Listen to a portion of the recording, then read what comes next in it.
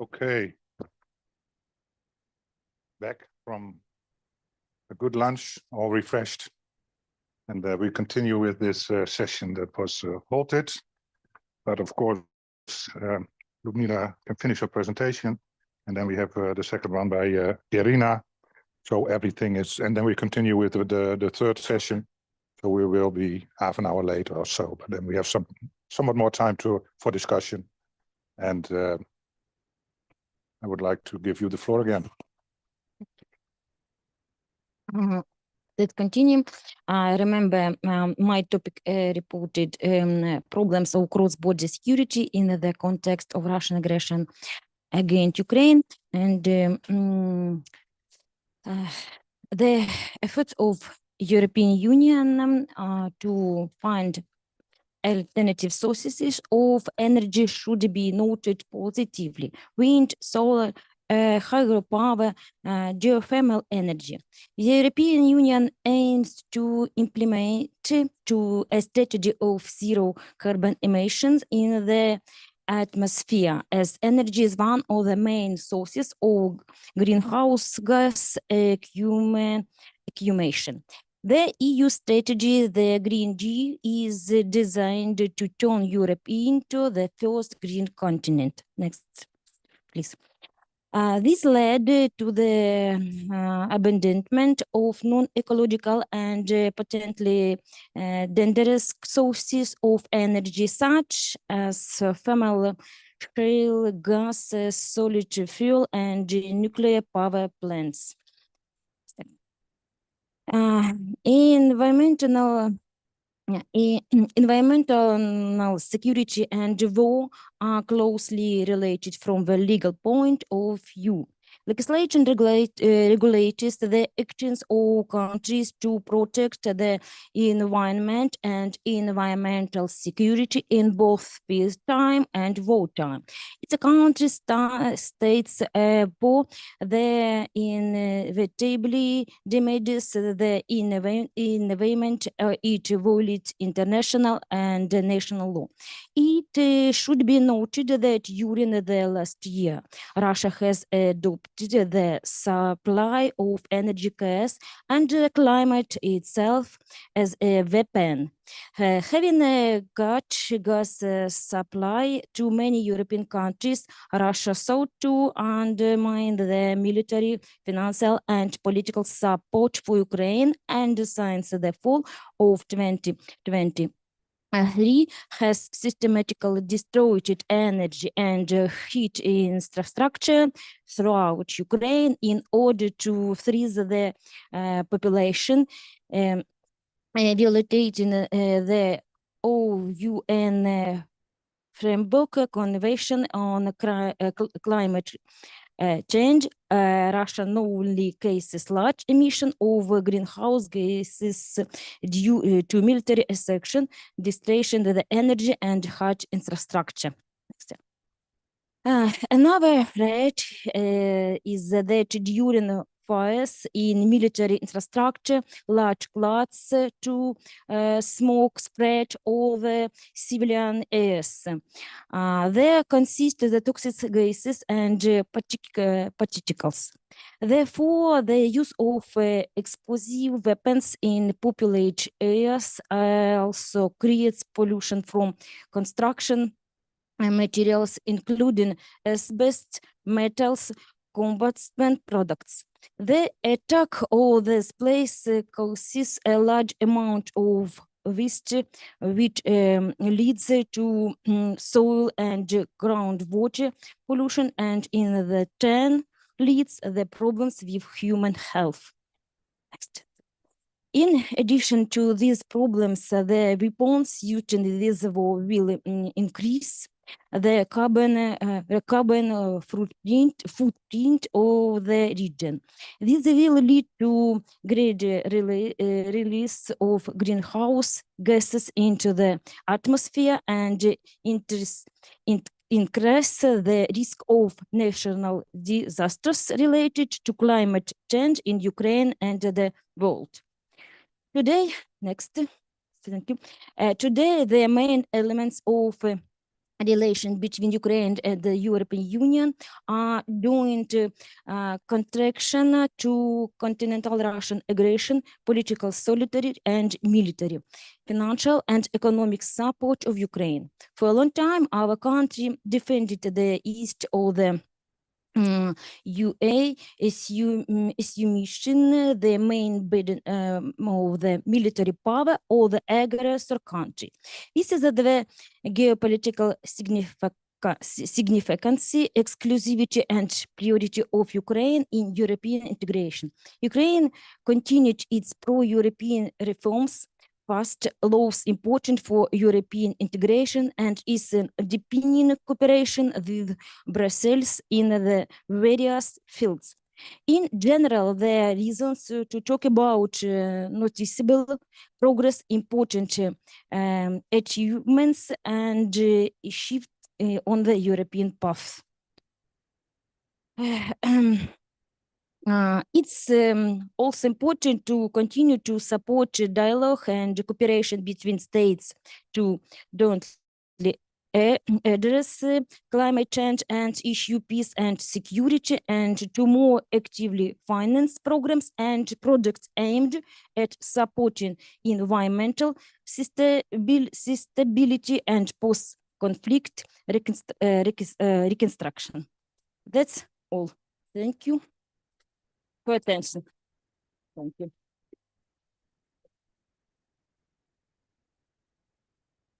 We have ample time, of course, so are there any questions?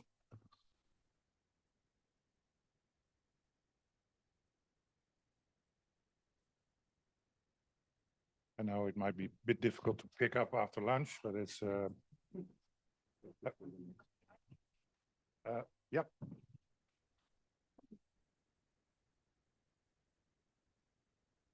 Lyudmila, it might be something we can, we might be able to discuss this later, but if you think that there are any legal obstacles that would benefit from us looking at those with the B Solutions project, the B Solutions program can help with resourcing small expert case studies on specific obstacles to cross-border cooperation. It can be energy, it can be regulatory divergence, it can be those sort of practical solutions that will help in the immediate term with maybe developing frameworks or guidelines, or even quite simply developing a roadmap for solving some of those more technical obstacles that you're talking about. So it's really more of a comment from me to you that maybe we can talk about it later or afterwards, or keep in touch and see how we can help to take forward some of those issues with you, if we can. Okay. Maybe I have one question. I can imagine that when you talk about security, and of course it has to do with climate change, and in peacetime already is difficult to cooperate. Do you have any idea that in the current times that the priority towards especially energy security and cooperation might be a bit lower during the war? These issues are much more important. It might be very difficult to talk about these issues while a country is at war. Yeah.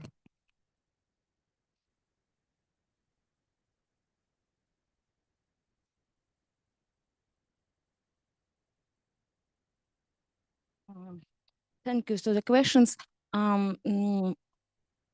Можно writing question ответ дать? Можно? Writing, пропишу ответ. Окей, да, окей. So, English easy. Да, пропишу ответ. Да. Окей.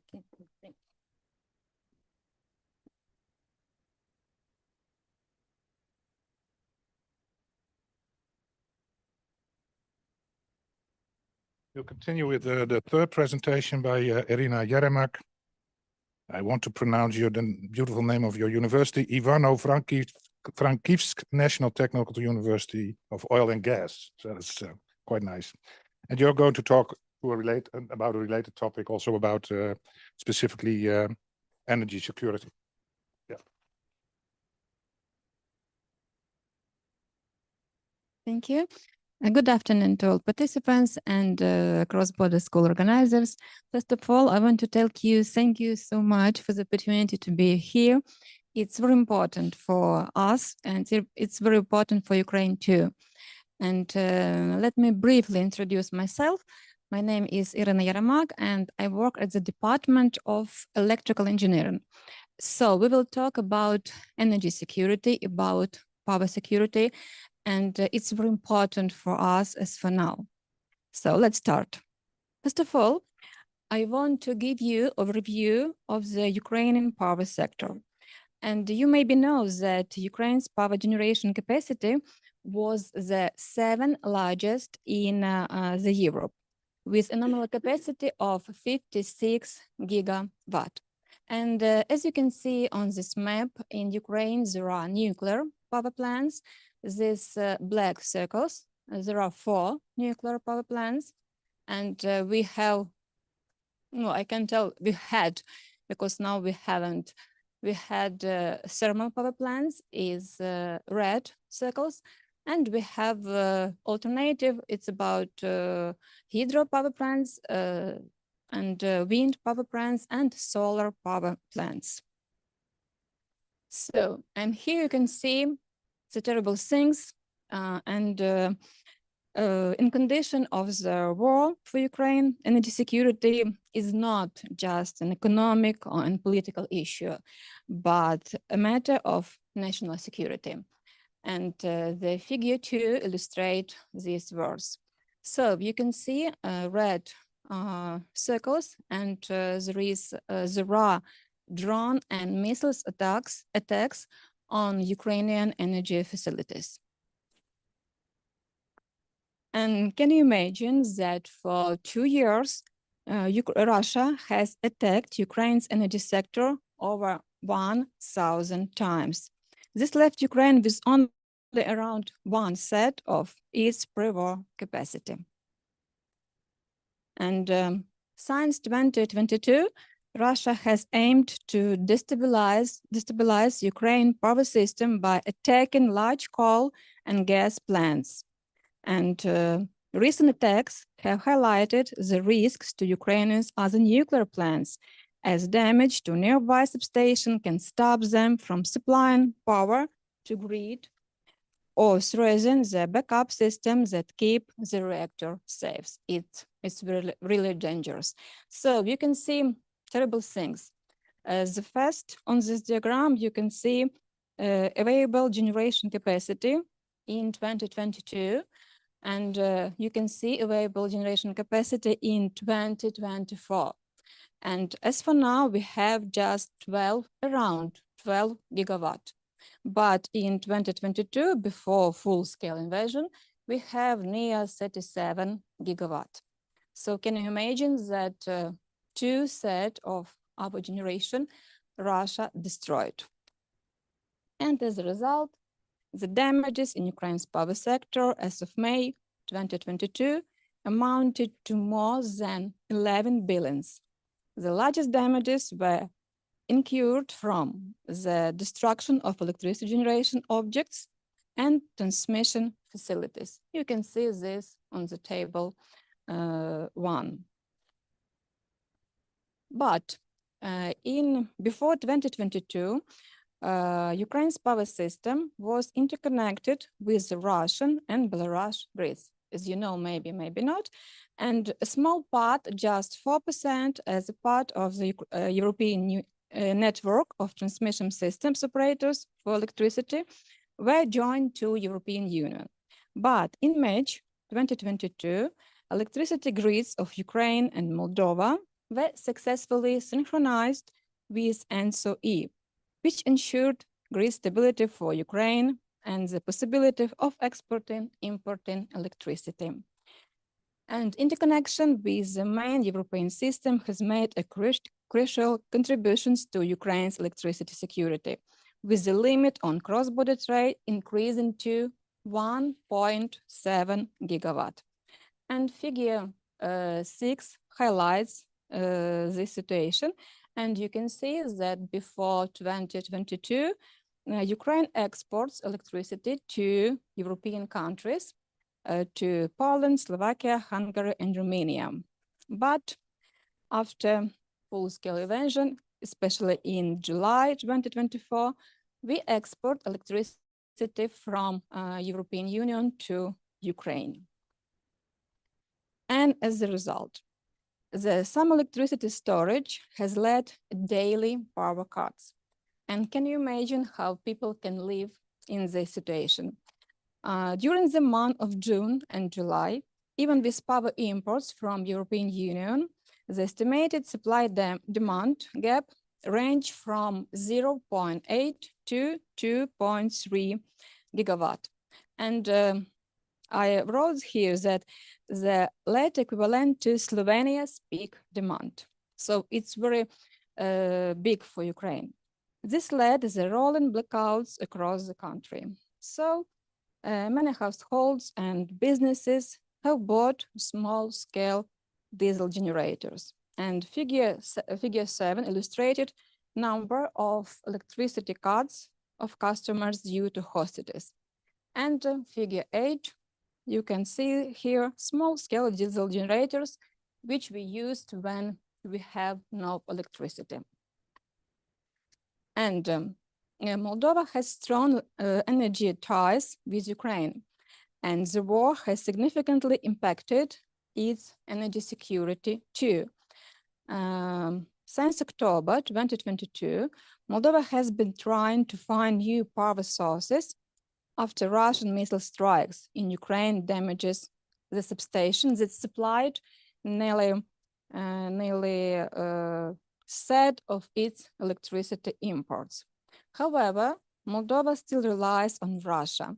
It's about 2/3 of its electricity comes from a power plant in Russian-backed Transnistria region. So in the short term, Moldova's winter preparedness plan includes diesel generators too, like in Ukraine. So what key risk for Ukraine's energy security? You can see two key risks for Ukraine energy security. First of all, a growing electricity deficit due to much higher winter demand. Peak demand is expected to increase to 18.5 gigawatt this winter, from around 12 gigawatt in the summer. The deficit of electricity supply could reach as much as 6 gigawatt, an amount equivalent to Denmark peak demand. Can you imagine this as its amount Denmark peak demand? So figure 10 illustrated this situation. You can see that deficit in summer was 2.3 gigawatt. And now in winter 2024-2025, we expected deficit near 5.8 gigawatt. And I think that this winter will be very difficult for Ukrainian people. And the second risk is the inability to provide district heating to major cities. Frontline regions are the most vulnerable, with most attacks on heating infrastructure occurring there. And there are key risks, not just for Ukraine or bordering countries, but the key risks for Europeans' energy security. The incoming winter and tense regional geopolitics could impact the energy security of other European nations. And main risks include cyber attacks and physical threats to critical energy infrastructure that may be used to supply Ukraine. The second, implications for market balances and prices, and limited backup options. Maybe you know that this winter, Estonia, Latvia, and Lithuania will disconnect the electricity system from Russia and Belarus on 7 February 2024. And after connection to continental Europe, the energy security will depend on imports from Poland, Sweden, and Finland. So what we can do? The actions that can help to address Ukraine's pressing energy security vulnerabilities. First of all, booster the physical and cyber security to Ukraine's energy infrastructure. It's super important as for now. Second, expedite the delivery of equipment and spare parts. Increase the decentralized power supply. Involve customers in energy saving and demand response. Continue investing in energy efficiency. Enhance electricity transmission capacity with the EU. And now we will talk a little more about 5 actions. So, as you know, Ukraine has a number of cross-border power lines between Ukraine and neighboring countries. And table 2, on the table 2, you can see that with Poland, Slovakia, Hungary, Poland, Slovakia, and Romania, Ukraine has 2 power lines. With Hungary, Ukraine has 4 power lines, and with Moldova, Ukraine has 11 power lines. So what's main grid solution for the short term? First of all, increase the transmission capacity allowed by INSO-E from 1.7 gigawatt to 2 gigawatt. Use existing lines that are currently unused. Speed up existing and delayed interconnection projects between Ukraine and Slovakia and Ukraine and Romania. Establishing dedicated manufacturing of components and spare parts for the Ukraine grids. And now we can see some measures and results to enhance energy security between bordering countries. First of all, we will talk about Ukraine and Poland. So what we can do as for now. The coal plant Dobrotvirska was destroyed by Russia attacks in May 2024. And the existing line can potentially be used in the other direction to supply Ukraine with more electricity. Increasing the capacity of Khmelnytskaya NPP, a nuclear power plant, to Rzeszów transmission line. The construction of the 3 major power transmission lines from Ukraine to Poland. The implementation of memorandum of cooperation between Ukraine and Poland in energy sector, and it was signed in March 28, 2024. And measures and results to enhance energy security between Ukraine and Slovakia. So as you can see, between Ukraine and Slovakia, there are 2 transmission lines. And what we can do here? First of all, the reconstruction and modernization of the electrical interconnector Mukachevo-Velké-Kapuchane, activating cooperation in the field of nuclear energy, developing border areas through the implementation of projects of mutual interest in energy efficiency, decarbonization, and renewable energy. Implementation of the roadmap for joint actions between Ukraine and Slovak Republic. And now we can see between Ukraine and Romania, there are 2 transmission lines. And what we can do here? First of all, the implementation of agreements on the restoration of an interstate overhead power line between the Pivdenno-Ukrainska nuclear power plant and Isachia substation. What it gives to us? Increasing the transfer capacity of cross-border grids by more than 1 gigawatt. Then we can, the implementation of cross-border cooperation smart energy projects. It's very interesting for Ukraine too. And building additional offshore wind capacity in Romania. It gives the opportunity to exporting some of the excess generation to decongest the system of southern Ukraine Odessa region, with share a border with Romania. And now we will talk about Ukraine and Hungary. So between Ukraine and Hungary, there are 4 transmission lines. And what we can do here? First of all, removing balancing constraints and increasing the load on the cross-border transmission line. Increasing commercial electricity exchange with Hungary in accordance with European regulation, reconstruction and updating of transmission lines. And what we can talk now, first of all, for Ukraine, energy security is not just economic or political issue, but a matter of national security, and it's very important. The situation in Ukraine power sector could impact the energy security of other European nations.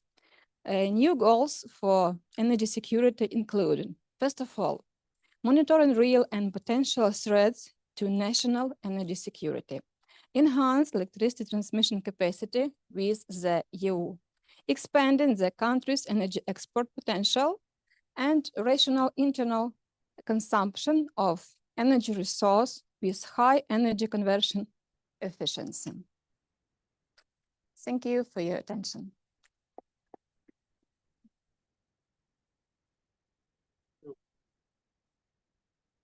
Questions?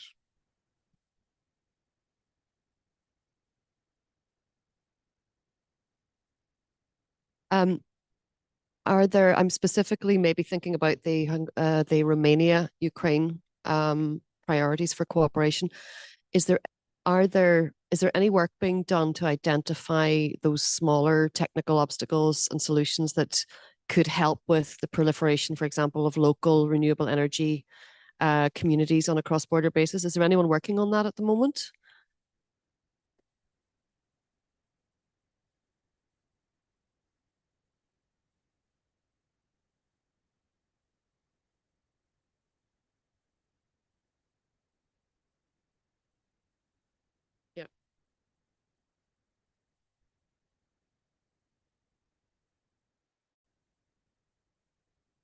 Yeah, you can see that. Yeah. Mm-hmm. Are there any obstacles that people are aware of which are preventing those more localized energy cooperation schemes in rural areas, for example? There are no obstacles.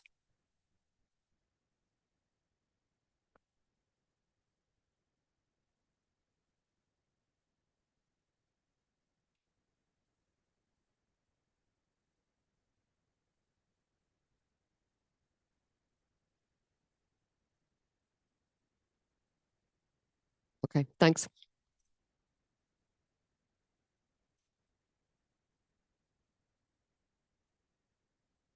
I want to congratulate Irina. We must mention that your university was hit by rockets a few months ago, but you successfully implement European-funded project. We're monitoring one of related to the energy between Romania and Ukraine, which was a very good status of cooperation and exchange of experience and best practice, and also that's a good point. Indeed, there are many things to do, but we must recognize how difficult it is to make the research and teach a child in this period of time in Ukraine. I face, because I'm monitoring directly this project from the Romanian side, the alarm and the drone attack also in Ivano-Frankivsk. So good luck and keep on teaching, develop.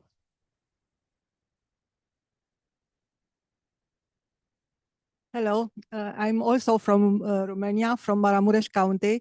We are neighbor with you and twin regions with Ivano-Frankivsk. And we also have cross-border projects on, for example, sustainable transport.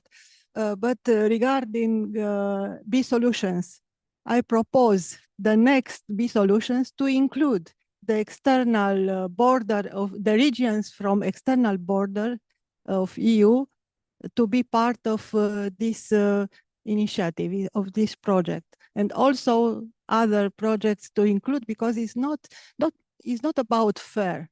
It's about opportunities and equal opportunities for development for regions situated at the border of EU and the regions, other European regions. Thank you.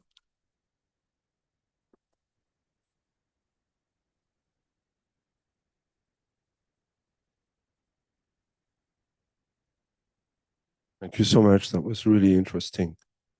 It really teaches us how networking the electric grids is important and the partnership behind all of this, I think.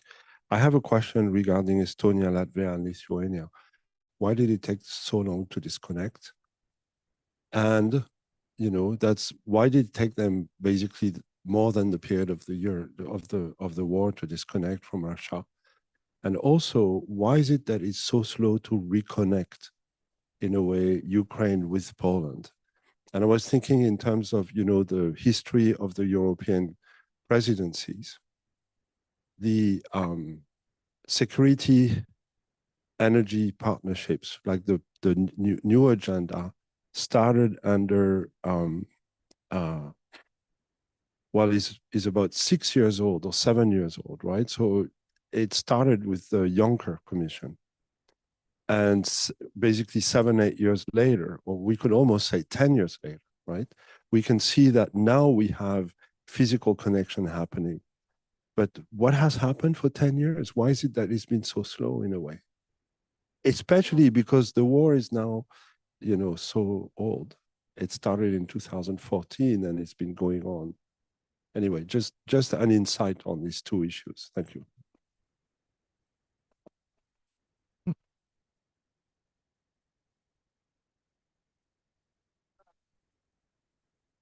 Is not 1 year. Have different transforms and other equipment in different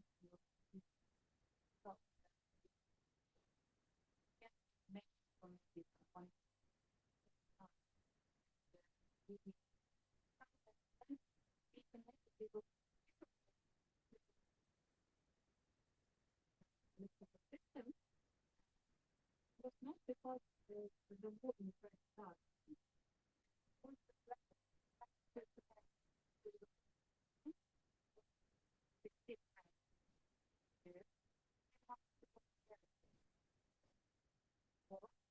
For 1 week or 2 weeks, and then we disconnect. So we just we can just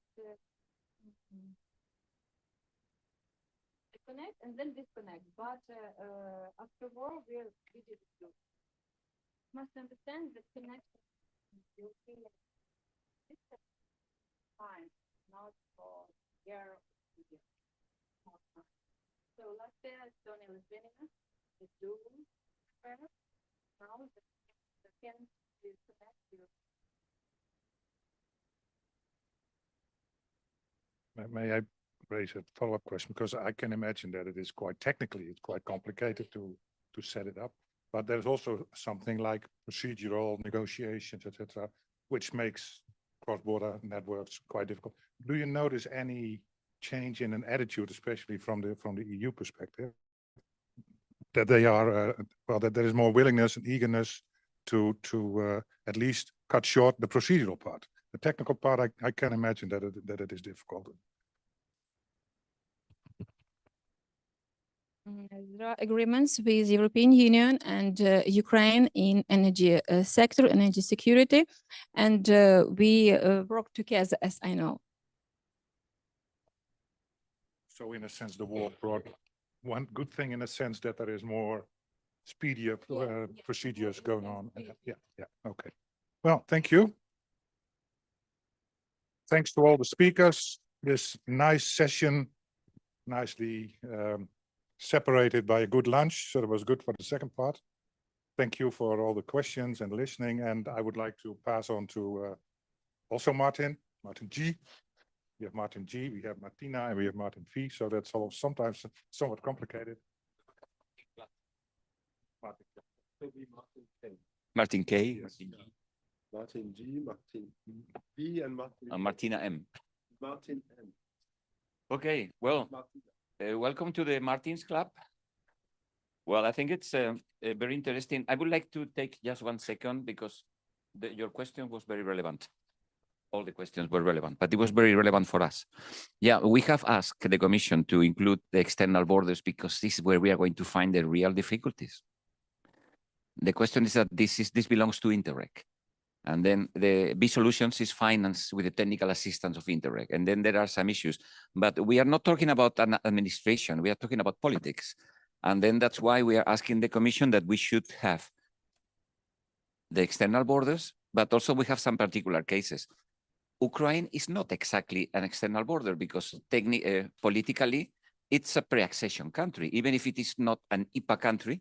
But for the point of, and then, so we can use these solutions for pre-accession countries, for EPA countries, but not for Ukraine. Well, we have made a point on that.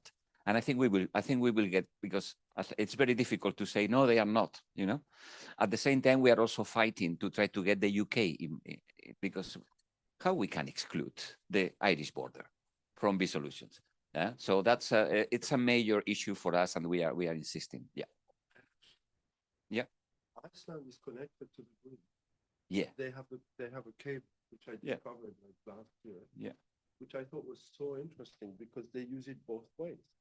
The American and the no, it's electricity. Oh. Yeah, through the sea, right? Yeah. So they're connected to Ireland and they have a cable. Yeah. And it was a huge political issue in Iceland because they were an accession countries, then they backed off. But on that policy, they remain connected because energy security is really important to them. And anyway, probably, so just a point to highlight the relevance. exactly, and probably they negotiated very well. And then, but in this case, I think we have the duty to defend this right. In any case, in the deep debates in the EU, when we are talking about hydrogen, green hydrogen, etc., the Ukrainian grid for gas is in the plans. The question is that there are other gains because, and this is the last point I would say, there are still major members of the EU that they are still dependent from Russia, and we don't see any sign that they are going to disconnect.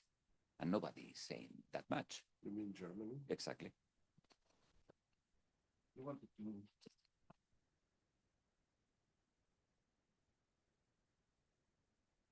With these solutions, yeah, we may not be able to put Ukraine in right now, but what we can do is we can advocate for these kind of obstacles to be taken into account because the Ukraine Assistance Facility is going to have to take account of these sort of technical issues. So that's why I was asking the question, are there any localized procedural obstacles, regulatory things, even as simple as are there different planning requirements on either side of the border for community power installations, that kind of thing, because we can articulate these issues through the Committee of the Regions Alliance for the Reconstruction of Ukraine. So I sit on that on a working level, so does Martin, and we also have our president who sits on the political level. So if there are things like that, we do have the opportunity to actually point out, you know, it's important to get down into the detail of some of the technical enablers. So just please to bear that in mind and keep in touch with us if there's anything that we can do to spread the word about what needs to be understood, because, you know, there's the Ukraine facility and everybody knows that we have to give assistance to Ukraine, but, you know, how will that actually filter down onto the ground? How will that actually benefit communities on the ground in Western Ukraine, in the Odessa region, and so on and so forth? And that's why I was asking those questions. Okay. Exactly. Well spotted. In any case, yeah, we think that the B solutions has been an excellent exercise. So we'll try, of course, with Ukraine. But even we are talking with the African Union in order to propose a kind of B solutions for the African borders. Why not? And we are doing the same proposal in Latin America because we have clear evidences that when you apply these B solutions projects and we manage to solve the issue, which is not that easy, then there is completely a change in cooperation and in the relationship across borders. So it's something that we have to capitalize more. Thanks a lot. Well, it was important for us to close this in this way. Now, this is the last but not least session. There will be very soon, the organizers will start to tell us about the time, etc. But let's keep until the moment arrives, because we have two very good presentations. We have a keynote and a presentation. The keynote will be by Professor Jussi Laine, who is a very good friend from us, well-known professor in Joensuu. He's coming actually from one of those borders that we're cooperating a lot with the neighbors in the other side, and now the situation has changed.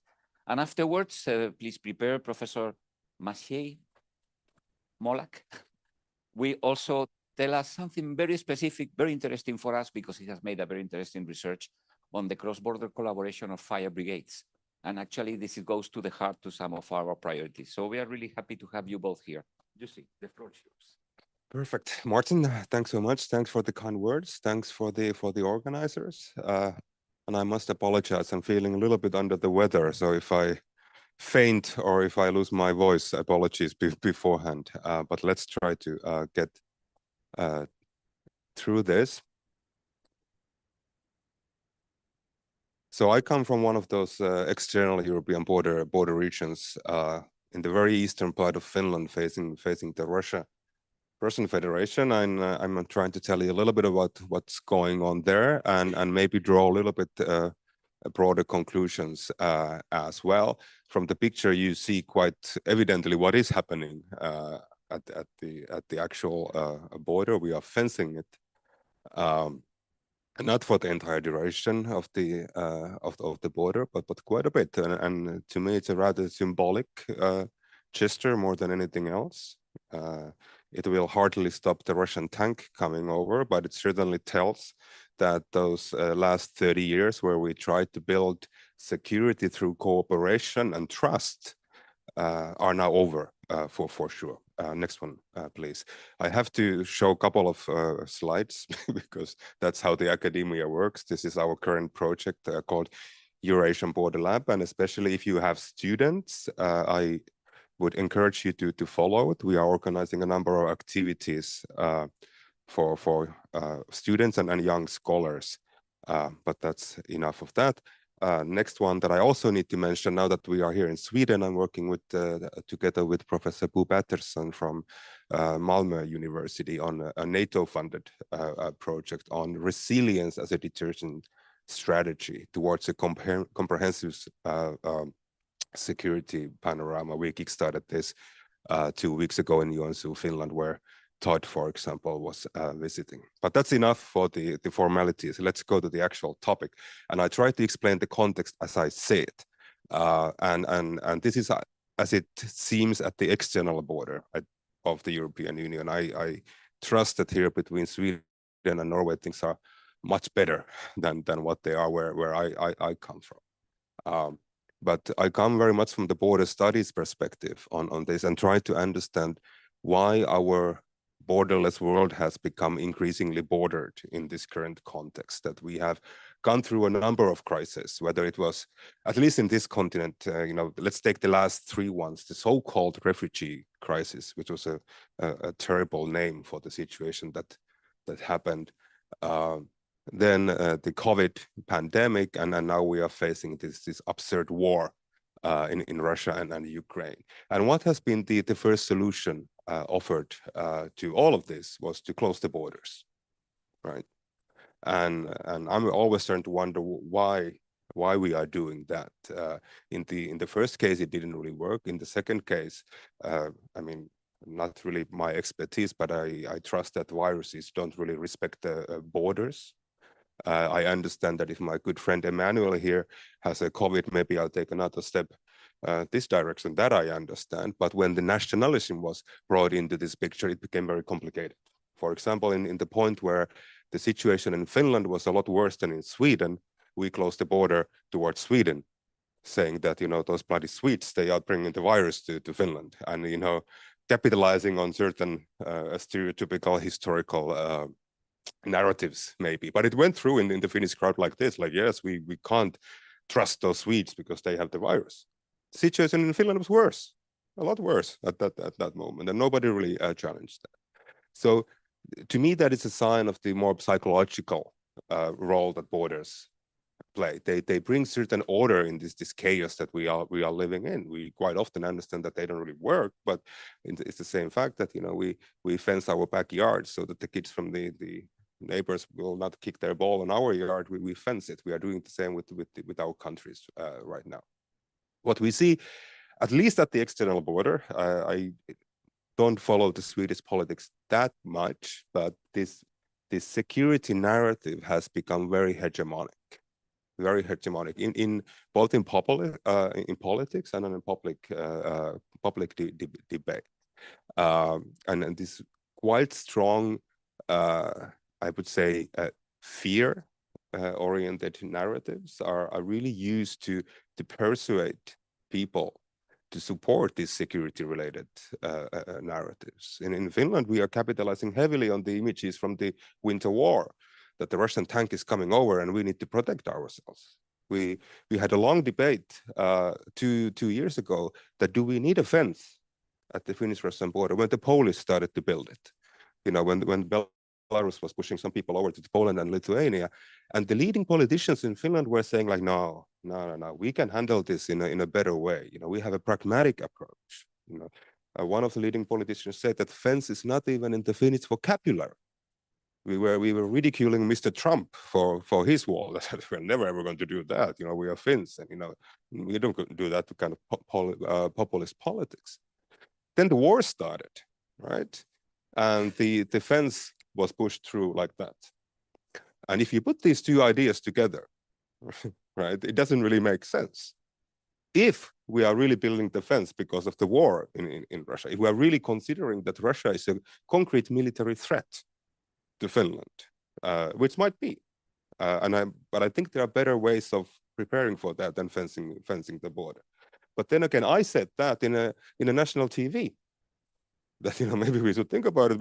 Maybe the Russian tank will not come there and whoops, there's a fence. You know, let's back up. And the amount of critical response up to death threats was ridiculous, absolutely absurd. That, you know, if you don't think that Russia is a threat, you should move there yourself. And like, I'm not sure that was my argument. Anyways, okay, what else? We are slide number 1, by the way. But really what I see now is that all these rhetorics that we demand borders and borders is quite telling of the various insecurities that we are feeling. And many of them are a lot more ontological than military. Let's go forward. So border and security. One of the interviews that I gave to one of your fine newspapers was really please don't laugh. Let me start with the anecdote in the sense that what you see here in the picture, and that's the fence. Now they put the barbed wire on top of that, which makes it a little bit more serious. But that's the same ledgy element that you can buy from Bauhaus in Karlstad. It's around 28 euro per meter. Right, and if we are spending 400 million euro to fence the border, let's then build a decent fence at least. I mean, that's the plan that they had, and to me it looks different. And if I don't want to push it too much because somebody is not going to like it, but just to point out that I don't know how it's in Sweden, but in Finland that kind of fence you can find everywhere. For example, around the football field where my kids play football, it's exactly the same fence, right? And I drive my kids to the field, and the parking lot is on this side, and here's the field, fenced field, and the door is on this side. What do the kids do when I drop them on here? Do they run around and use the gate? They climb over the fence.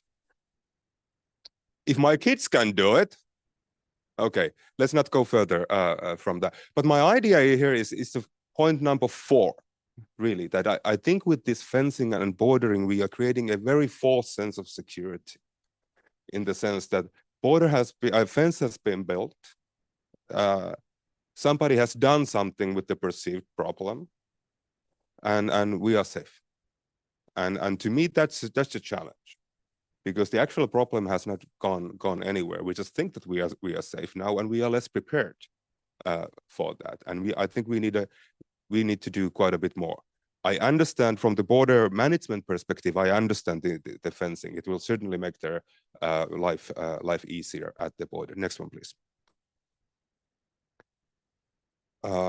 So here, I took this. This is from a website called This is Finland. I don't know if you have a website like that in Sweden, but we have a website who tries to claim you that Finland is the best country in the world. Happiest and the best. I think every country has a website like that. Yeah, and for a long time they used this. It's imaginary, really, to say that, you know, we have pragmatic relations. We have a tradition, like we know how to deal with Russia, even though we don't see eye to eye. For the last 30 years, we didn't really agree on many things, but the collaboration was actually pretty good,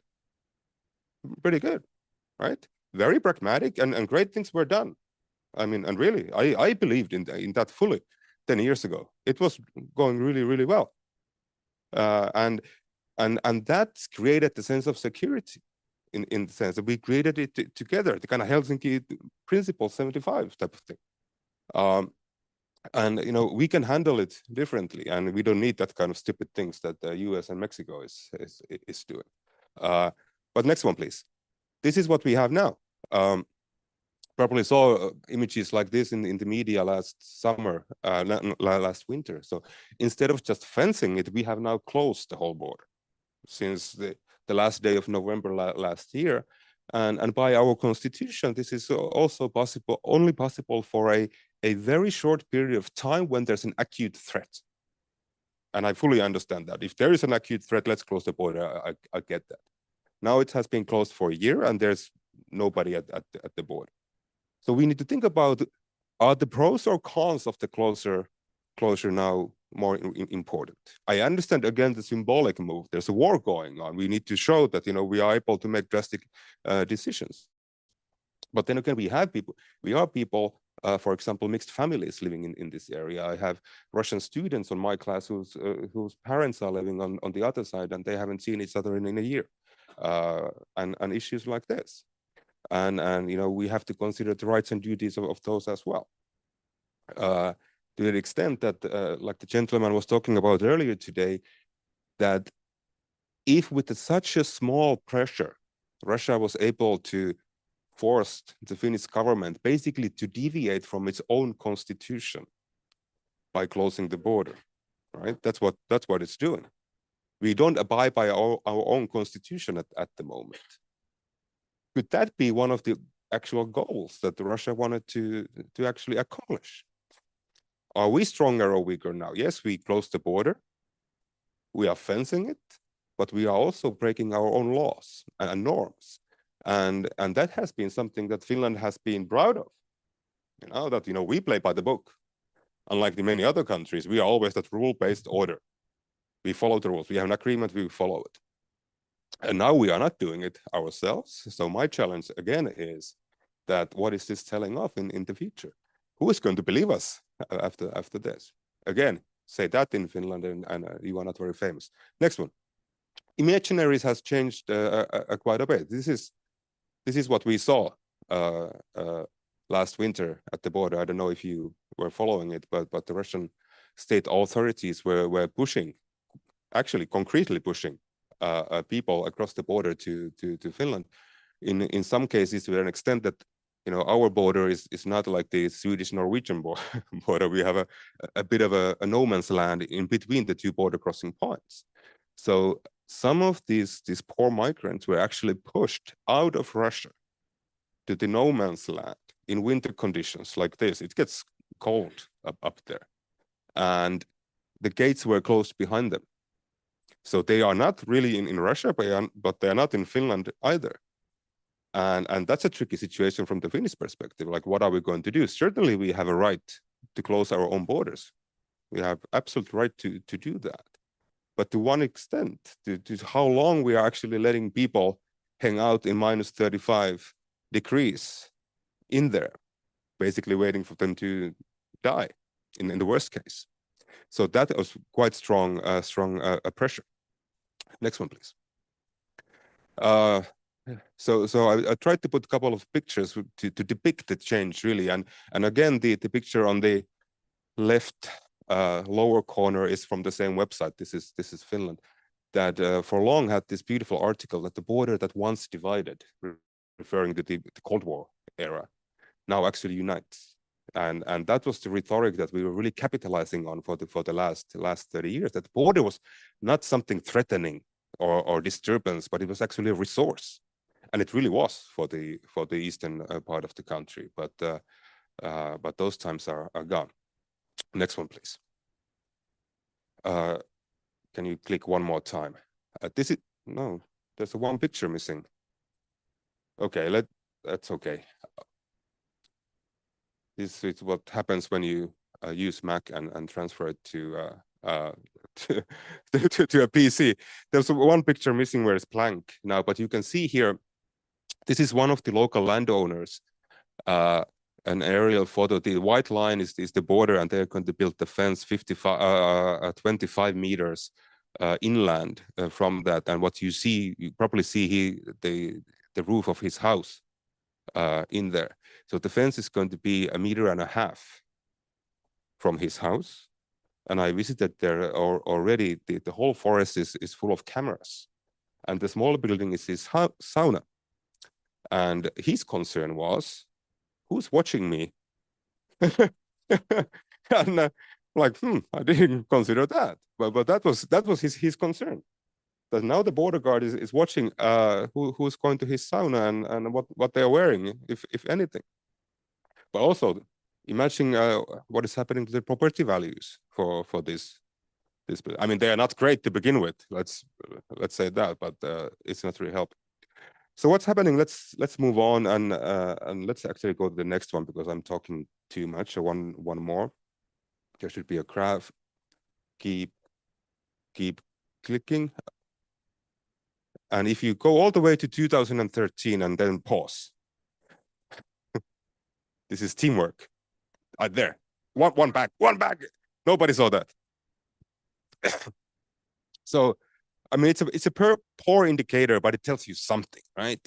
This is a simple graph of the number of border crossings at the Finnish-Russian border. So when the Soviet Union collapsed, until that point, the border had been pretty much closed for a long time, right? Really difficult to cross. Not as difficult today, but really difficult to cross. And it started to open. And this is quite telling of how much the relations were improved. In the sense, a lot of work was done. Martin would know many of the regional councils in Eastern Europe, Eastern Finland did a lot of work for that, and for various reasons, financial being one. But be it as it may, the idea was, and the rhetoric that was used at the time, that we need to make this border a European one. European was used as an adjective to mean that a border that didn't really bother everyday life, right? That's what they wanted to do, and it went pretty well until 2013. And at that point, 2013, right before the things went sour in Crimea, which really changed things, a lot of projections were made that in 5 years we are going to have 20 million border crossings, right? Huge investments were made in the eastern part of the country, these big shopping villages. For whom? Not for the Finnish working class people for sure, but the wealthy people coming from St. Pete and Moscow and spending thousands and thousands of euro. Huge investments. And if you now start clicking to the other direction, so the estimation is going up and the actual number is going down due to the events in Crimea. This big drop, nothing to do with politics, what happened in 2020, this is COVID pandemic, right? But at this time, the difference between the projection and the actual was quite drastic, right? Then there, of course, when in February 2022, COVID disappeared exactly on the same day when the war started. We started completely didn't exist. COVID after that, the war became the issue. But actually the border crossing started to go up at that moment because the COVID restrictions were lifted. And those mixed families had a need to cross the border. Now it's completely closed. Moving on. But there are other types of border, and I added this on the last minute. And Martin, let me know when I'm done because I have so many slides I will never get to the end. But okay, but borders work in an interesting way. This is a good example of that. You can see that. You probably know, I hope, where Helsinki is, but I'm sure you don't know where my university is. It's the city of Joensuu that you see on the eastern part of the country. And quite often it happens, this is the flight plan of the plane. Quite often they can't land in Joensuu due to the GPS interference coming from the Russian side. So the actual border matters here a little bit different. This is a threat perception that is kind of difficult to fence away. Next one, please. And actually, let's take one more because I have 4 minutes. This would be a new flight path of the Finnair flight from Helsinki to Tokyo. So the piece is certainly more gas friendly option. So these are border issues in my mind as well. It used to be 9 hours and 30 minutes. Now it's 14 hours. It's an interesting flight, but it's a long one. Next one, please. But really, and maybe I talk about this a little bit more, because this is I believe the topic of the actual event that we are dealing with here. I think I need to thank Todd for this, because he made the idea to move from border security to more resilient border and borderlands. And I think that's very important here, because I've stated a number of times that border security in itself is quite useless. Border security, if it doesn't make our societies and people feel more safe, right? I don't care if the border is secure or not. What I think about is the security of the people who live in our societies, right? And those are not the same thing. Now that we have spent hundreds of millions on fencing the border, I don't feel any more safe. Definitely not. Less safe. Our society has become increasingly internally torn and divided. Really, major attacks within the society. I was going to ask the gentleman who was talking here when he said that his institution doesn't focus on the domestic issues. I think in today's climate, it has become increasingly difficult to differentiate what is domestic and what is international. Our conventional security vocabulary is very much based on these modernistic distinctions, like inside, outside, European, not European, who belong, who doesn't. And these are key points in bordering. But the security perceptions and the threats, they don't work in those ways anymore. And many of the threats that our societies are facing with, many of the combination of international and domestic, intermestic, you could say, has become increasingly more difficult to differentiate. And many of them would need us to approach a very broad and holistic spectrum of actions in order to prepare for them and seek for resilience.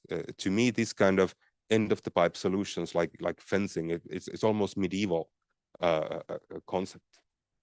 And many of these so-called wicked problems, as I put here, certainly don't apply with this very Cartesian understanding of space. So it's really important that we think about how we are going to not just prepare for this, but how are we going to come out stronger from these changes? And maybe the selling point here, okay, no, I'm going to close with this one. I don't want to open the next one. It's really that we quite often think about borderlands and as something very marginal or fragile or peripheral or something. But I would argue that borderlands are actually more attuned with many of these abrupt changes and have a lot more experience on dealing with disturbance, right?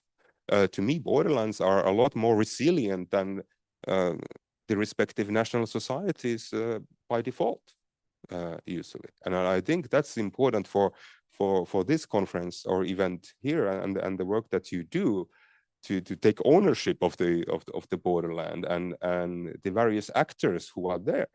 Because to me, borderlands are really, you would say, laboratories of broader change, right? In many of the issues that we see on borderlands, they are not border problems.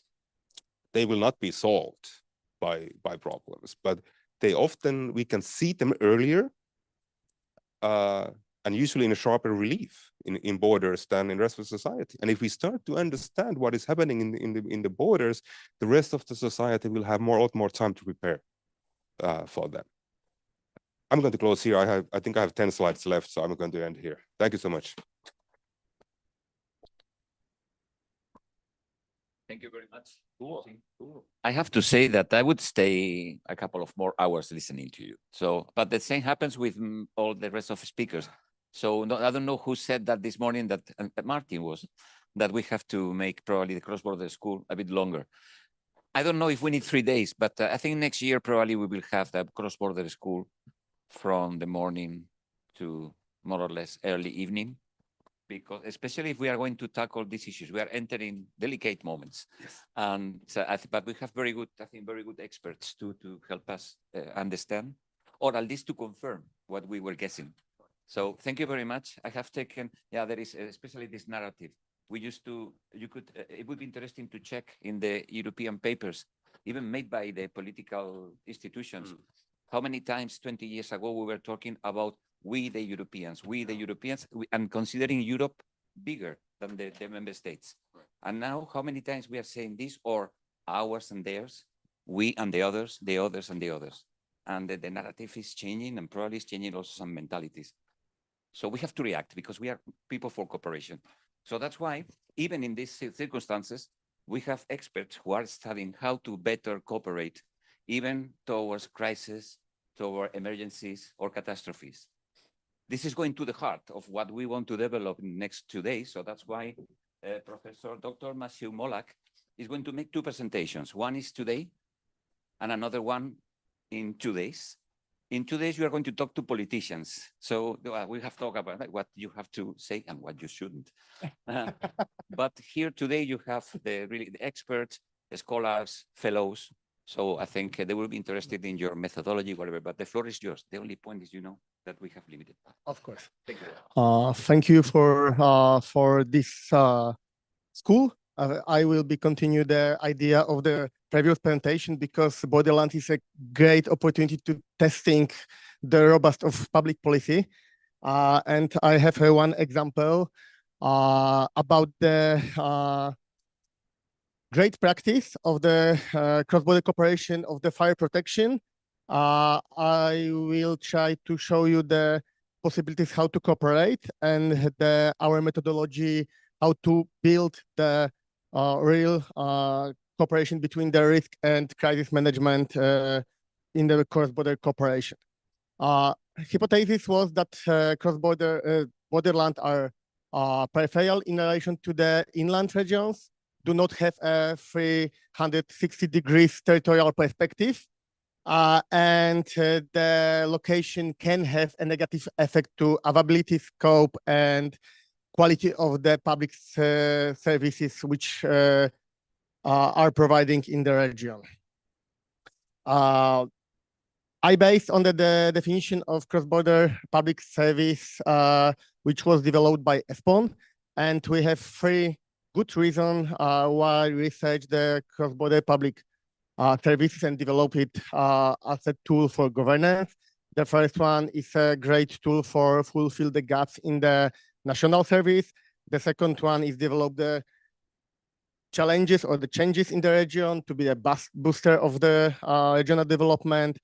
And the third one is economy of scale to make public services less costly. With this idea, we develop our methodology. We have 11 characteristics of cross-border public services from ESPON study. You can find it on internet. Okay, and the jump to the practice. Czech Republic has 4 neighbor countries: Poland, Germany, Slovakia, Austria. Germany is divided to Saxony and Bavarian region. And you can follow the data from 2015, 2023 about the deployment across the border, the units from the neighboring country and against to Czech fire brigades to the neighboring country to the other side. Can you see that the more intensive cooperation is between Czech and Poland? And this is the reason why my dissertation and research focus on this border. We research the different borderlands too, and of course I can able to share with you the obstacles which make this cooperation not effectiveness. Firstly, a few words about the title of my research. It's about the fire protection, but it's not really true, because when you follow the structure of interventions, the fires are only 16% of all deployments of fire brigades today. It's really a prolonged hand of the risk and crisis management in the region, because the more than 50% of all deployments are about the technical and technological intervention, which are connected with the climate change, for example, like strong wind, floods, and difference. And the fire is really not the crucial point of the fire brigade's works. But when we research the cross-border cooperation, this situation is a little bit different. The 44% of all cross-border deployments is about the fires. That means it's the first idea for cooperation to solve the fires, and the second one is car accidents in the region. For example, technological intervention are not crucial for the cross-border cooperation now. We based our methodology based on the multi-level governance approach. The crisis management is a really robust system with a lot of stakeholders, public sector, self-government, government, Ministry of Interior, municipality, and the private sector, non-profit, and commerce. Of course, this is a huge complication, because it's not the hierarchical approach, no vertical approach, and we need to cooperate on the national level in few polycentric places.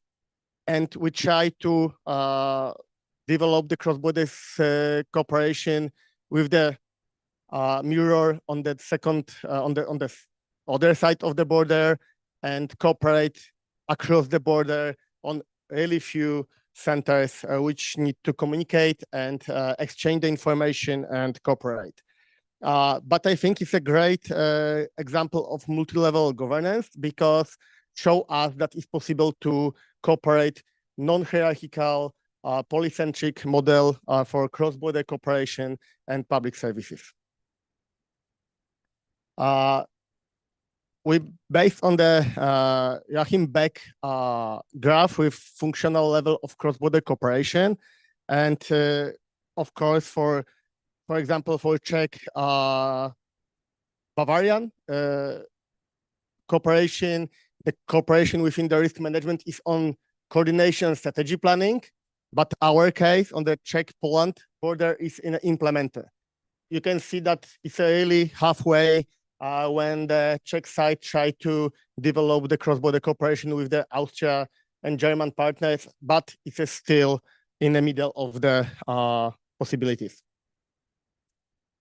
Okay, I jumped the request questions about the condition and the factor which influence the effectiveness of cross-border cooperation, and applying this methodology as a unified methodology for following the effectiveness of cross-border cooperation. What is important is the definition of effectiveness, which is not only about the cost effectiveness, but it's about the operational management, about the time to travel to the place of emergency, the effectiveness of the institutional forms of cooperation, and about the increase in utility. That means if develop of the quality of the public services. In case of the fire brigades, it's differences between the professional fire brigade and voluntary fire brigade, which is established by municipality, and is more for the basic fire protection providing. We have the 4 aspects: territorial, institutional, operational, and financial aspect of this model. Firstly, we try to find all potential conditions and obstacles which can influence the effectiveness of this cooperation. There is a few really important things which are important for practice and territorial approach to this cooperation. The first one is permeability of the border and the obstacles of topography, infrastructure, settlement structure. I'll show you some maps to find the to show you these obstacles in concrete case. We have the cultural and language factors. It's a really huge obstacle on the Czech-German border when the communication must be lead in English.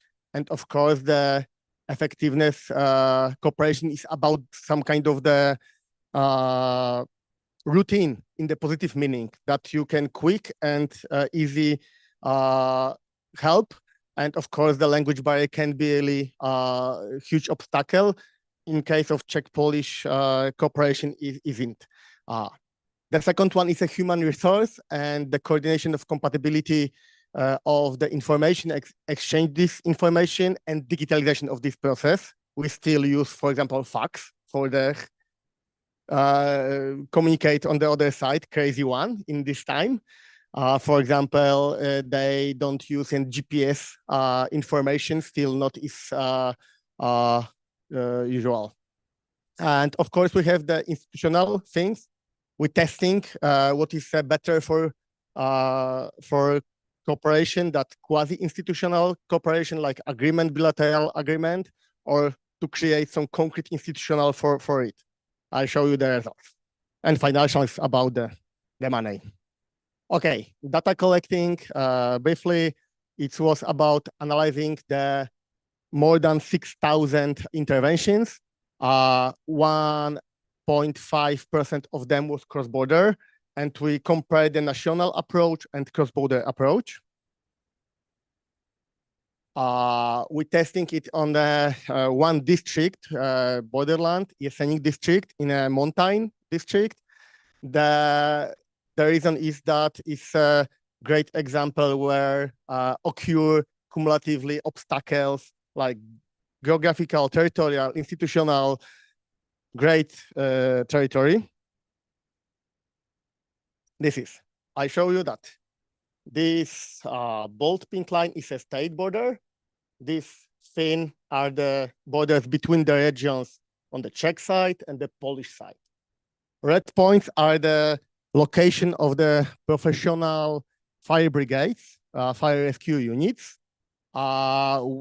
And you can follow the map. The darker color is time up to 15 minutes, and it's 30 minutes. This is the optimal map cover of the deployment of these professional units. And you can see that from this city, the service on the Czech side is pretty huge. But on the other side, it's a Czech units are faster on the Polish side than the Polish one. And this is the optimal model. And we're testing that it's really using for the real life, everyday life. And that means it's a first exercise which we do when you're thinking about the fire protection or risk management to find the cover and the time of the reaction, because the time is one of the crucial point of effectiveness of this risk management. And there is this is our region which we're testing, and you can see that the professional station is here. It's a little bit farther than here. Polish units far faster there.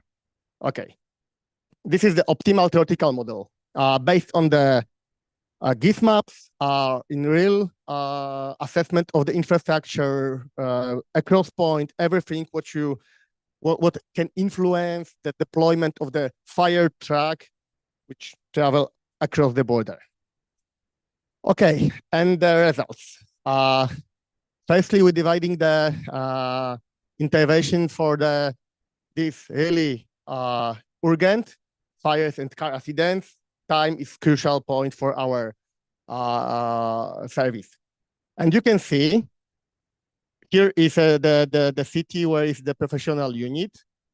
And you can follow the first map, fire and accidents, which are provided by the professional unit. For this three municipality, this professional unit have never been the first on the place of emergency. It's pretty crazy because This dark is a more than 20 minutes traveling. These three municipalities out of the professional service in general. Opposite situation, how it works in a voluntary brigade, really basic, not able to help you with the more complicated car accident. Against huge city or the capital of the region, 12,000 inhabitants, only serviced by the professional unit. The rest of the region is in the first line serviced by the voluntary units. When you compare it, okay, we have a gap. Professional service in a borderland is much worse than in the region capital. Okay, jump to the institutional approach. When we follow the volunteer firefighters, which are obligatory established in every municipality, we can compare again. This is the share of intervention. The dark blue is more than 35% of intervention is covered by the voluntary. And there is a opposite, the professional share of intervention. Again, we see that it's concentrated around the professional unit. Again, the same gap is confirmed.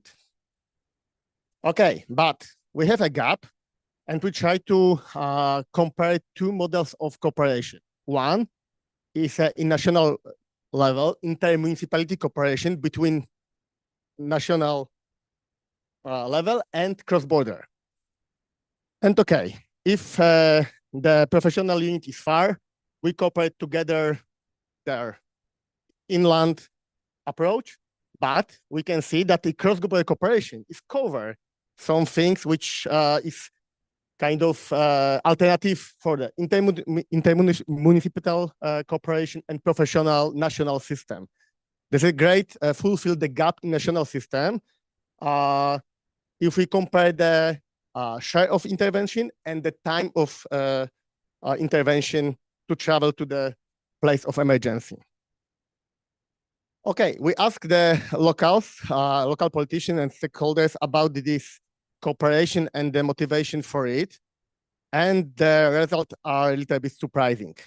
Because of course we prepare some concrete possibilities of answers, and we still open the possibility to write the answers by them.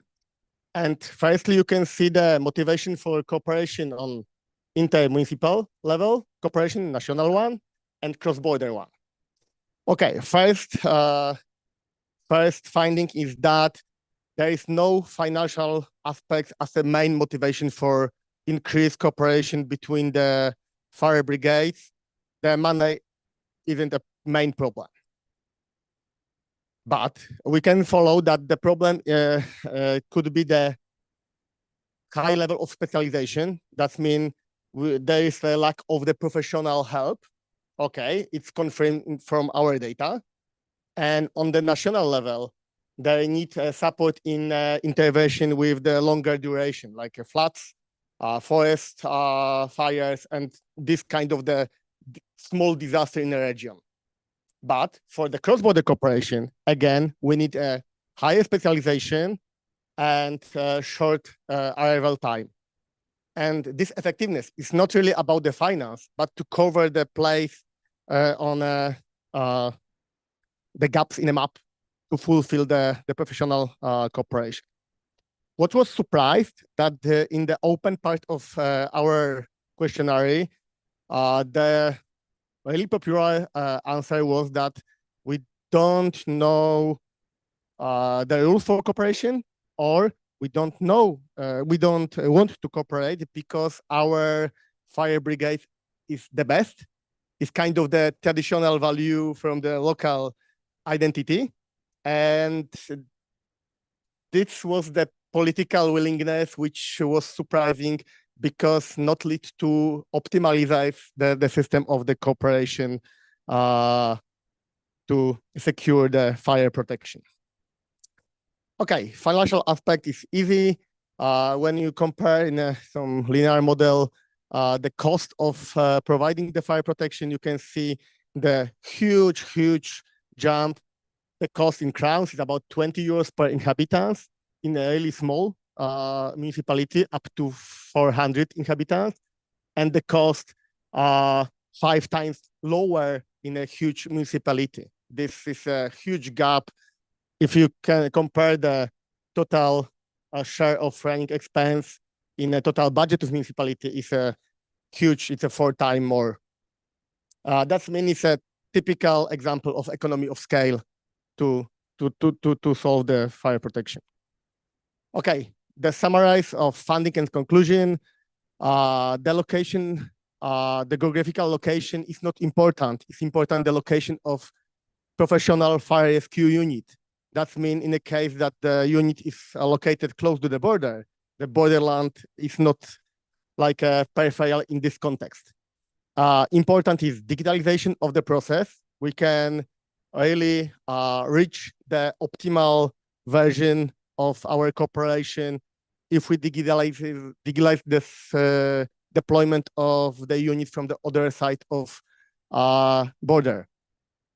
Our map show us this and this part works, but this and this is still like a huge potential, but the current operational process is too long to save a time to deployment the unit from the other side of border.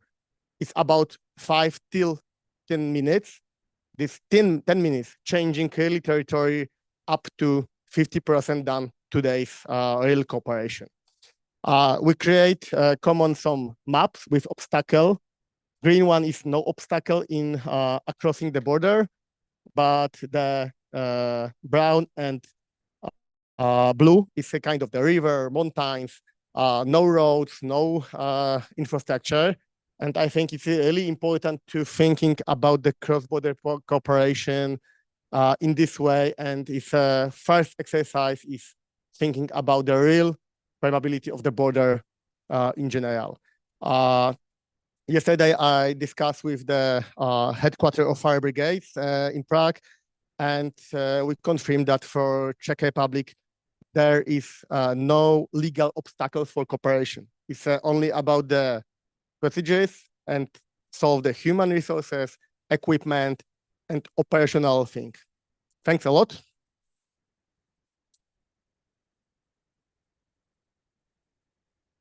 It's about money also, probably.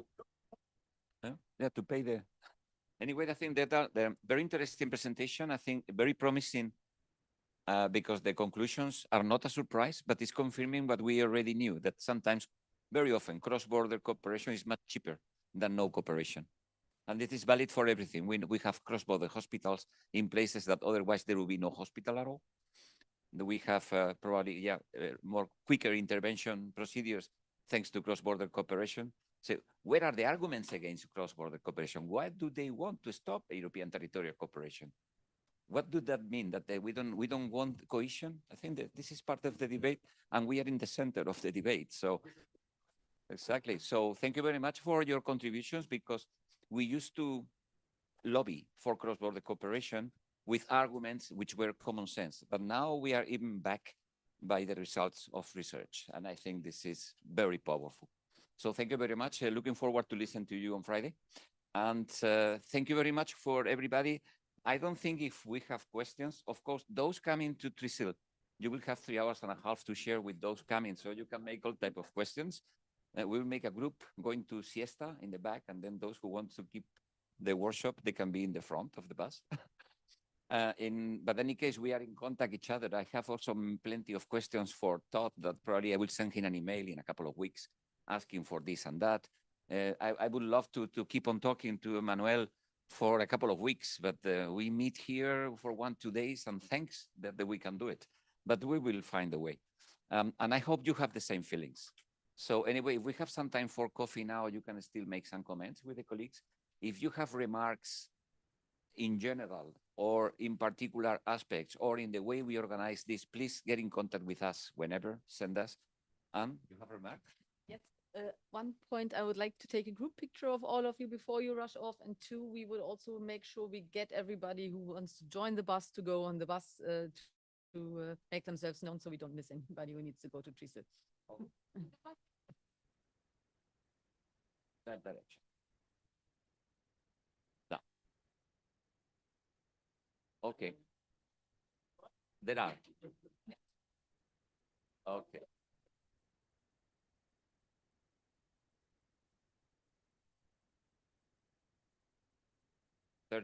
Okay. Yeah. One word for Neman.